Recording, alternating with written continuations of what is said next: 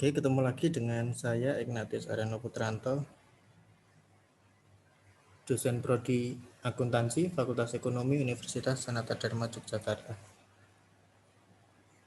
Ini video yang ketiga dari materi DPMS chapter 3 mengenai Enhanced Entity Relationship Model.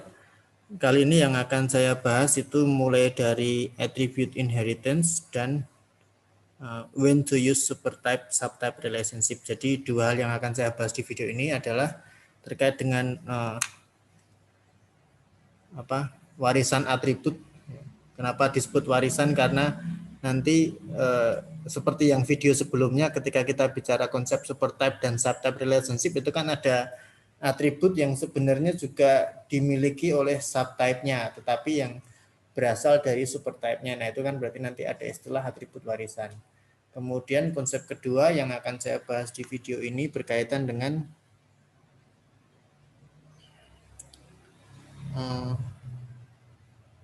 kapan kita akan membuat atau menggunakan permodelan relationship berbasis supertype dan subtype.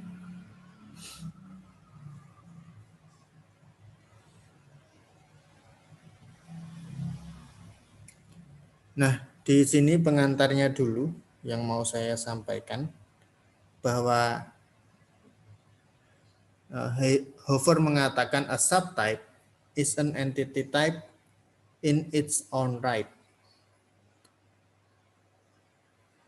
And an entity instance of a subtype represents the same entity instance of the supertype. Jadi ini sebagai pengantar dulu sebelum kita masuk ke kenapa ada konsep warisan atribut itu. Jadi yang mau ditekankan Hofer di sini adalah bahwa yang namanya subtype itu kan juga sebagai suatu tipe entitas. Ini konsep yang sudah sering kita diskusikan dari materi-materi yang kemarin di chapter 2. Bahwa subtype itu juga suatu jenis entitas. Dan di poin yang kedua, Hofer mengatakan di subtype itu kan ada elemennya, ya. Seperti tadi misalnya 3 kelompok subtype karyawan, karyawan per jam, karyawan yang digaji tetap, dan karyawan konsultan. Nah, di setiap kelompok subtype karyawan ini kan pasti ada data karyawannya masing-masing ya. Siapa yang jadi karyawan yang masuk kelompok karyawan yang dibayar per jam, siapa yang masuk karyawan di kelompok konsultan, siapa yang masuk dalam kelompok karyawan yang digaji tetap, kan gitu. Maka di sini disebutkan di poin yang kedua, an entity instance of a subtype represent the same entity instance of supertype. Nah, nama-nama karyawan yang masuk di masing-masing kelompok itu tadi, bagian dari instance atau contoh entitas dari suatu data, itu sebenarnya juga merepresentasikan atau mewakili contoh entitas yang sama dari supertype-nya. Maka di sini di poin yang ketiga penjelasannya lebih detail. For example, if Therese Jones is an occurrence of the consultant subtype, then the same person is necessarily an occurrence of the employee supertype. Jadi misalnya, kalau kita menggunakan contoh data, instance itu kan contoh data ya sebenarnya, data yang ada di dalam entity type-nya. Misalnya ada nama Teresa Jones. Teresa Jones ini masuk dalam kelompok karyawan konsultan. Maka di sini disebutkan juga bahwa Teresa Jones ini juga sebenarnya adalah bagian atau representasi dari supertype karyawan. Semoga bisa dipahami ya konsep-konsep ini ya.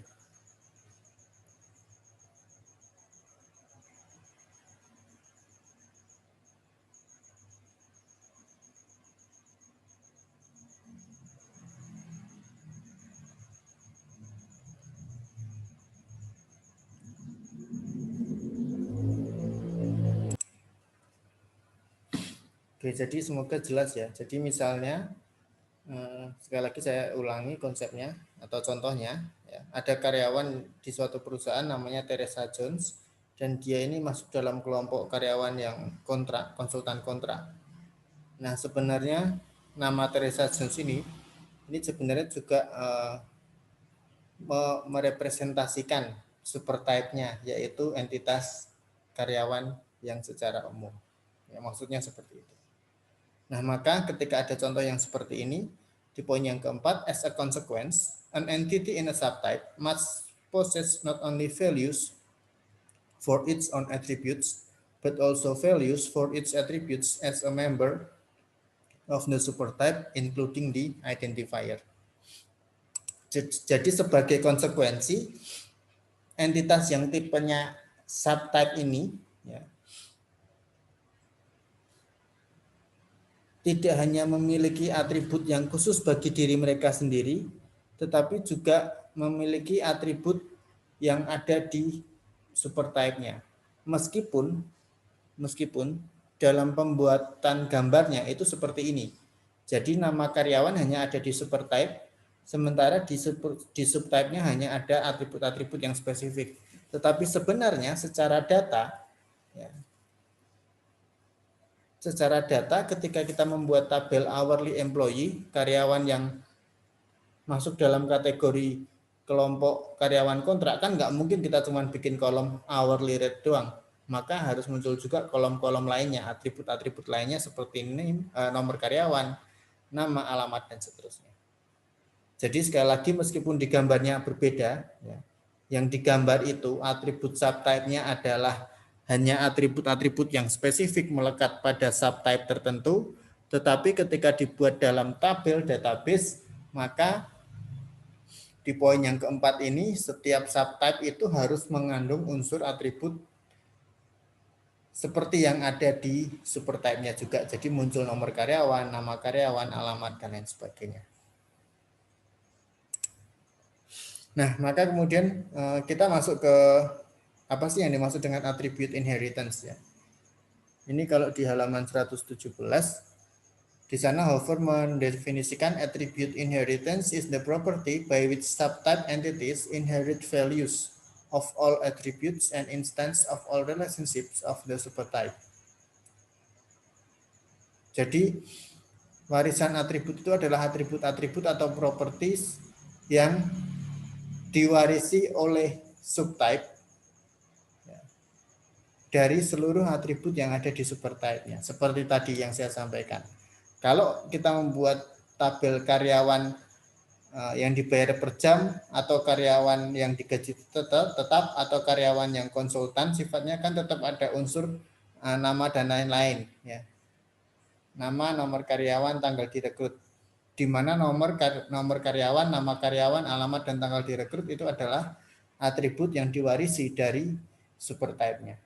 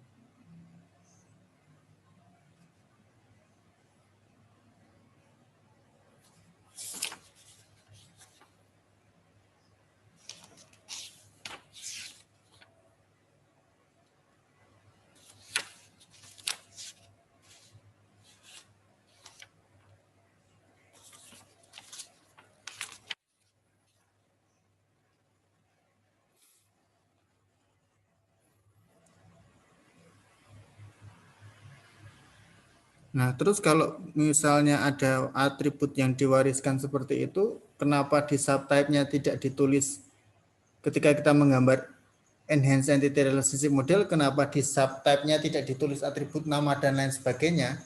Nah, di poin kedua ini yang menjadi dasar. This important property makes it unnecessary to include supertype attributes or relationship redundantly with the subtype. Jadi, memang kita tidak perlu menuliskan atribut-atribut supertype ketika menggambar IIR model di bagian subtype-nya, karena Hover mengatakan menjadi tidak terlalu penting ketika kita memasukkan atribut supertype ke atribut subtype. Kenapa? Karena nanti kalau kita masukkan atribut itu di gambar IIR model, maka akan jadi redundant. Yang perlu diingat dalam konsep permodelan data, sesuatu yang sifatnya redundant atau berlebih atau berulang itu kan sesuatu yang tidak baik. Maka untuk mengakomodasi kepentingan itu, atribut-atribut yang umum cukup ditulis pada entity yang supertype.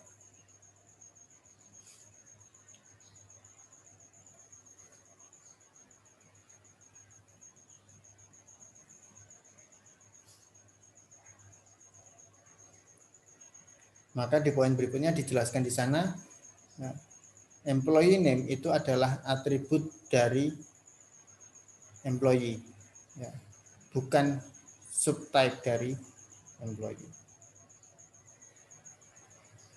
Kenapa? Karena tadi pada konsep yang awal, nama itu kan general, ya. Semua kelompok karyawan punya nama karyawan kan gitu.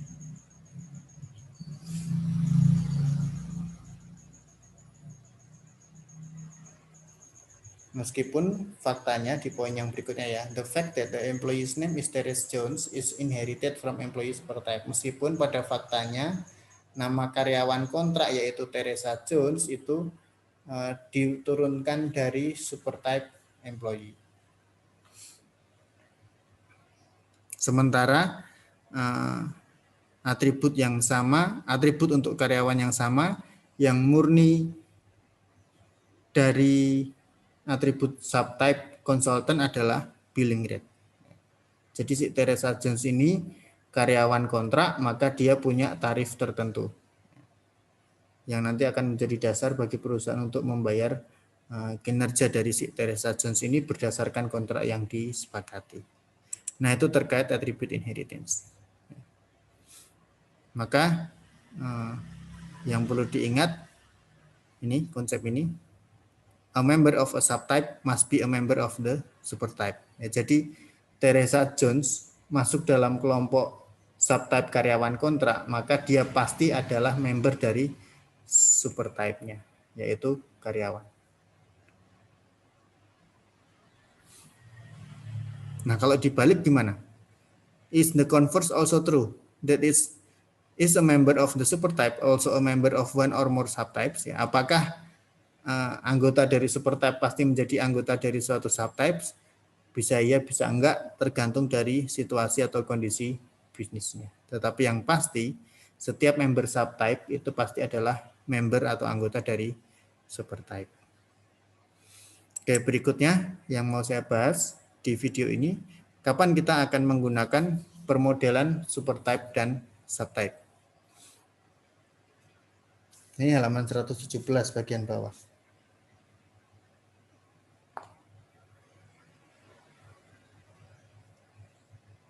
Ada dua kondisi yang bisa menjadi dasar bagi kita untuk menggambar model relationship supertype dan subtype. Kondisi yang pertama, there are attributes that apply to some but not all instances of an entity type. Ya. Jadi kondisi yang pertama itu ada atribut yang dapat diterapkan di beberapa data dari suatu jenis entitas. Kemudian kondisi yang kedua, the instances of a subtype participate in a relationship unique to that subtype. Jadi data-data dalam setiap subtype itu berpartisipasi dalam relationship yang unik dari subtype tersebut. Nah, maka berikutnya ini saya akan mencoba memberikan contoh kondisi yang memenuhi kedua hal ini. Ya. Ada atribut yang bisa diterapkan di sebagian besar dari contoh data dari suatu jenis entitas, dan data dari suatu subtype itu berpartisipasi secara unik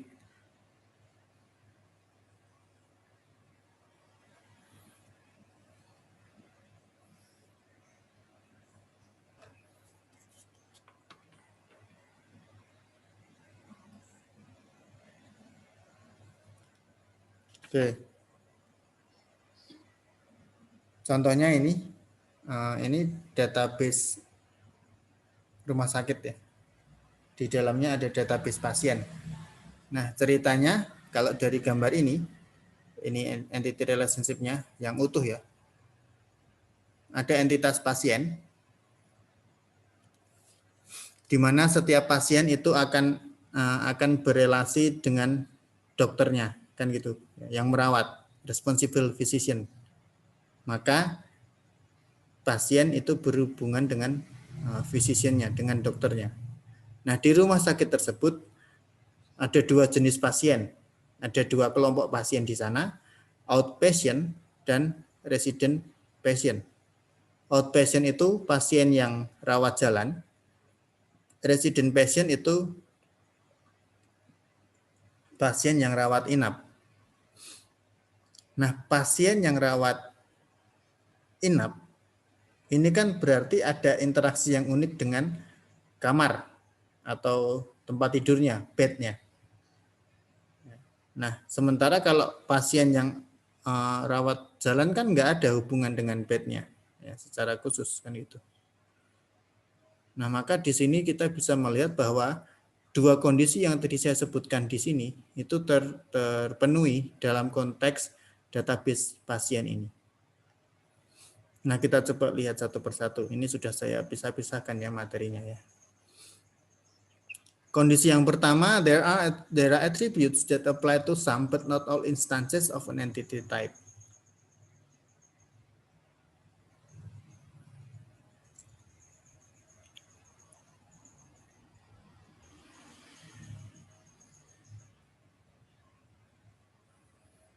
Nah, dari konteks database tadi, poin yang pertama, the hospital entity type patient has two subtypes, outpatient and resident patient, ya kan? Tadi sudah saya sampaikan bahwa kelompok pasien itu ada dua jenis, pasien yang rawat jalan dan rawat inap. Identifiernya adalah kode pasien. Nah, kemudian setiap pasien itu punya admit date, ya, tanggal pendaftaran. Begitu juga ada nama pasien. Kalau kita rawat inap atau rawat jalan kan ada tanggal pendaftarannya, dan setiap pasien itu mau apapun jenisnya kan juga punya nama. Maka di sini ada atribut yang dapat diterapkan di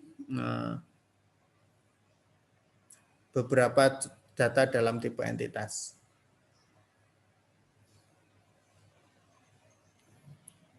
Kemudian setiap pasien itu juga akan diperiksa oleh dokter yang bertanggung jawab.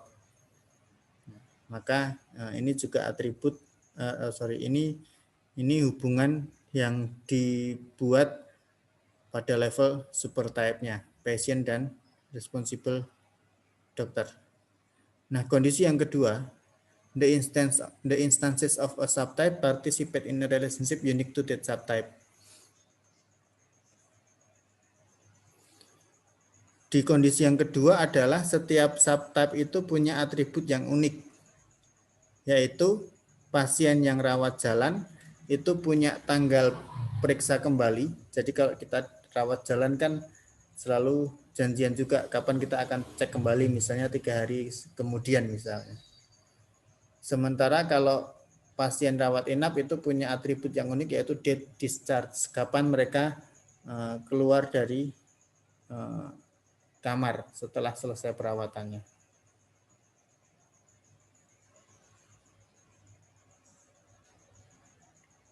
Nah, kemudian poin yang kedua dari kondisi yang kedua adalah resident patients have unique relationship that assigns each patient to a bed. Jadi setiap pasien yang rawat inap itu punya hubungan yang unik, ya ini ya. The instances participate in a relationship unique to that subtype. Jadi pasien yang rawat inap itu punya hubungan yang unik dengan entitas lainnya, yaitu bednya. Kenapa? Karena setiap kali pasien ada yang dirawat inap, berarti kan pasien itu nanti akan diassign ke bed tertentu. Dan sifatnya mandatori, karena kan pasti pasien rawat inap akan tidur di ranjang tertentu kan gitu ya. Maka ini sebagai contoh kapan kita akan menggunakan atau membuat relationship berbasis super type kan. subtype, yaitu ada dua kondisi. Kondisi yang pertama, ada atribut yang bisa diterapkan di setiap subtype-nya. Kemudian kondisi yang kedua, ada subtype yang berpartisipasi pada hubungan yang unik. Nah, itu video kedua yang bisa saya beri, video ketiga yang bisa saya berikan. Nanti setelah ini kita akan membahas mengenai spesialisasi dan generalisasi. Oke, terima kasih untuk partisipasinya. Kita ketemu di video berikutnya.